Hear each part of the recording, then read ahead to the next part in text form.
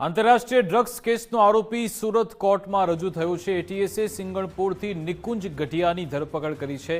કોર્ટમાં નિકુંજ ગઢિયાના 10 દિવસના રિમાન્ડની માંગ 10 માર્ચ સવારે 11 વાગ્યા સુધીના રિમાન્ડ મંજૂર થયા।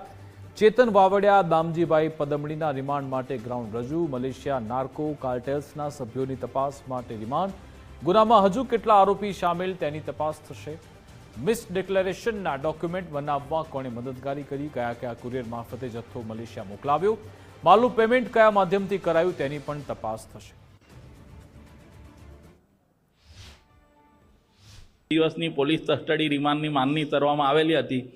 અમો આરોપી તરફે એવી રજૂઆત કરવામાં આવેલી કે જે પાવડર પ્રશ્નાર્થમાં છે એ પાવડર સરકારશ્રી દ્વારા પ્રોહિબિટેડની વ્યાખ્યામાં નથી। એ ખુલ્લેઆમ બજારમાં ખરીદ વેચાણ થઈ શકે એમ છે, એનું એક્સપર્ટ થઈ શકે એમ છે, એની પર પણ કોઈ પ્રતિબંધન નથી।